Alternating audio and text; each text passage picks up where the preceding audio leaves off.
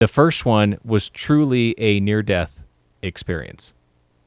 I think so. Yeah, I agree. I agree with that statement. So, if you could just share with the audience a little bit about that first near-death experience and kind of give them a little bit of background too, because I'm sure a lot of people don't realize that in days past, we didn't really, it was sink or swim, correct? Yeah. Yeah. And that's how parents were. They were just like, hey, you're going to learn how to swim, and here's the best way to do it. I'm going to throw you in, correct, to the Yeah. water. And so if you could explain a little bit about that near-death experience that happened to you. Yeah. It was a rare family outing. Mm-hmm. And my parents were great swimmers. My father was military, Okay. and my mother had swum practicing for the Olympics before the war. Really? That's the Second World War. And so they were great swimmers. Mm-hmm. But even though we had farm ponds and lakes and streams, we didn't have a place to really swim. Mm-hmm. And we all went swimming without adults. We just paddled around. We all dog paddled. And, my father, like I said, my parents were good swimmers. But teaching us to swim was not part of the program because you were a kid. So you figured it out. And that was the thinking. So when we went on vacation for this day, part of the fun of the water was having our father throw us in, because the idea was sink or swim. Mm-hmm. You will learn how to swim. Mm-hmm. And if you don't, well, I'm here to pull you out, but you will eventually learn how to swim. And up to this point, have you ever swam before? Oh, paddled around. Paddled But around and I that's didn't it? swim like a real swimmer. I could kind of dog paddle. Okay. My father taught me how to float. So I never was afraid of drowning Okay. because I could always float. Mm-hmm. So water wasn't a fearful thing. Throwing us in the water was a game. We didn't think of it as terrible or abusive. It was just what we did. Right. So when my turn came again, he threw me in, and I was already wet because I had been in the water. And I remember the cool breeze on my skin as I was flying through the air. And then all of a sudden, bam, I hit the water wrong. I landed on my back. It was like hitting a brick wall. Yeah. I was shocked. It was so hard. Mm-hmm. It pushed all the air out of my lungs. And it was cold. It was hard. And I hit the water with the speed of a cannonball. Mm-hmm. And everything was black. And I could feel myself in the cold, hard water just going down, down. I couldn't think. I couldn't see. It was cold and it felt dark. And all of a sudden, I heard this voice saying, "Stop." It was a woman's voice. It scared me. Mm-hmm. I mean, if I hadn't been in the water, I would have wet myself. Yeah. Well, okay. So to stop you there, you're underwater, so that would be scary if you heard a woman's voice underwater. Yeah. Yeah. And then I was still struggling. And then in a loud voice, she said, "Stop struggling now." And it's like, oh, shit. Yeah. I didn't say shit. I was in the water. But it scared. It just, Sure. it freaked me out. But it freaked me out enough so that I could stop struggling. And I opened my eyes. And it was so beautiful. Everything was pale green with gold. And seconds ago, when I hit the water, it was, as I was going down, it was black and dark. But suddenly, it was golden light green. And you could see the little tiny air bubbles around the leaves of the plants down near the bottom. And Really? they looked like diamonds. And the voice softly said, "Stop struggling. You will be okay. You can go back if you want." And suddenly I was so peaceful that even today, when I think of it, that's my go-to spot when I'm upset. I think about that peace because it's in there and it never comes out. And you always know that you have a connection and it's real.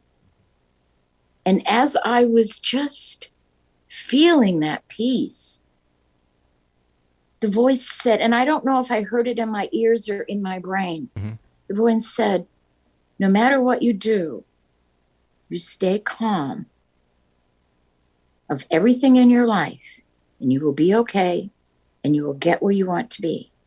You will be all right. I never forgot that. Sure.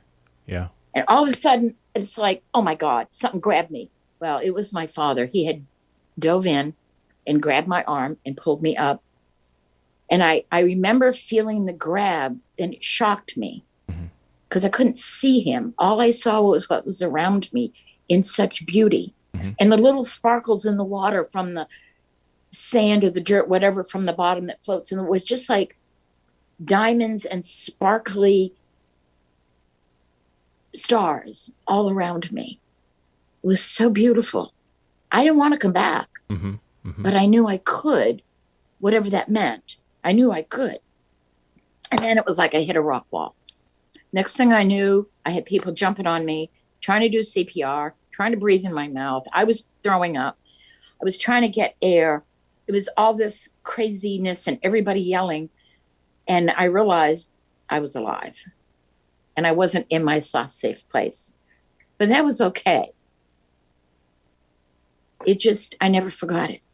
Yeah. It was the most amazing thing. And what I've realized later in life is that we're all connected all the time with whatever it is we believe in. And even if we don't believe in it. And I've studied over the years and understand that the molecules and the cells and the photons and all these tiny things that we don't see with our eyes are everywhere, and they organize everything.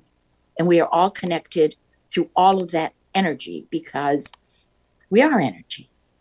Energy never dies. It only changes form and continues. So I've never been afraid to die. Now, and it was an amazing experience for me. And it's in the book. Now, it's interesting. It's interesting that you talk about that because, and I don't mean to cut you off there. Now I feel like I want to cry. You said it was your safe place. Yes. There's a lot of people who are going to be watching and listening who have recently lost a loved one.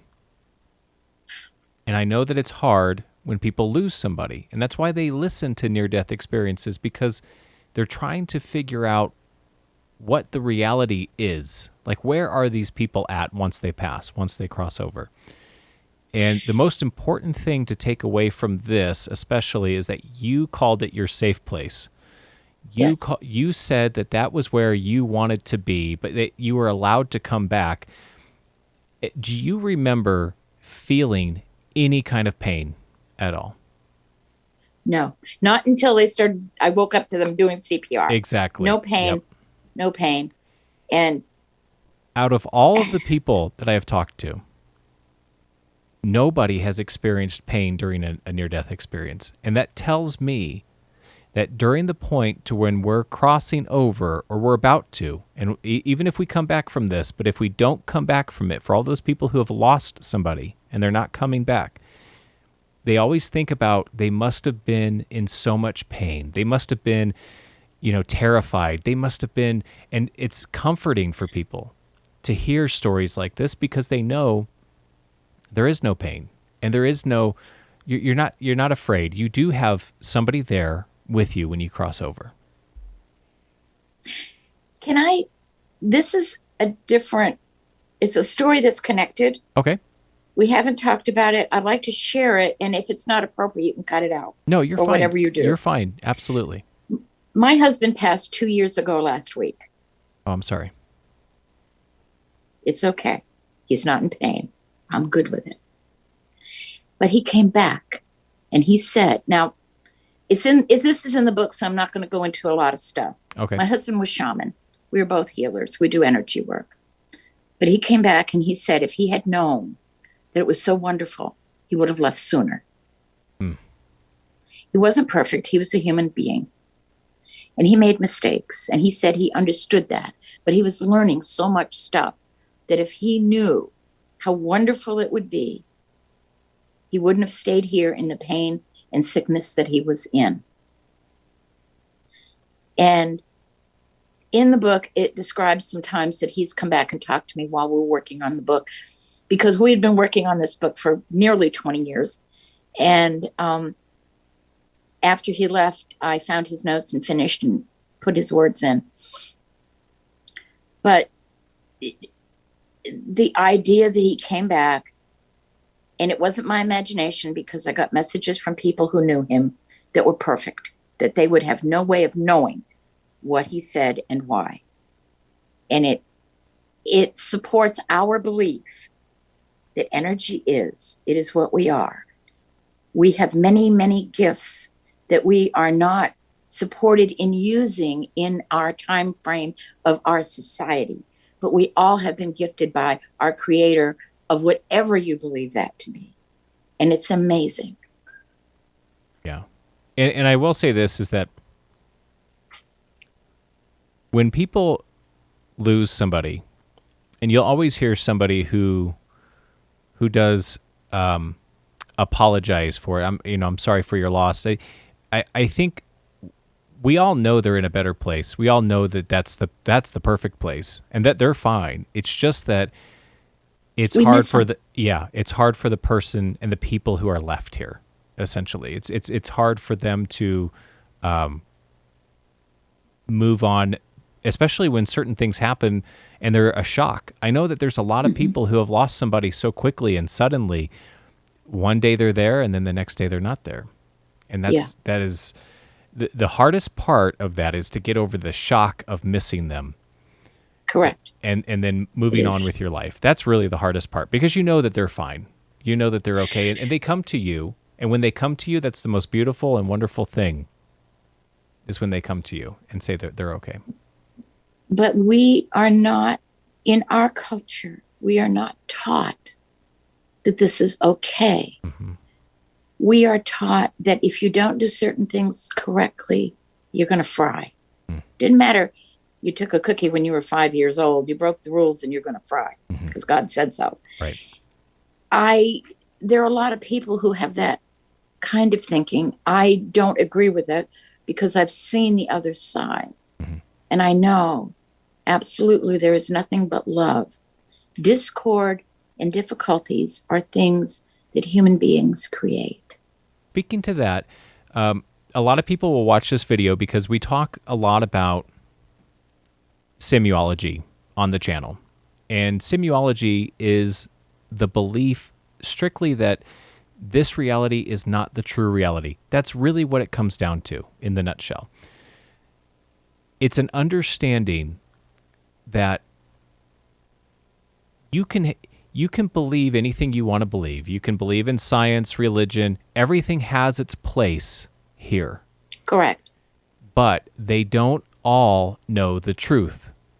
And the truth is something that we all feel within us, deep within, but will experience when we cross over.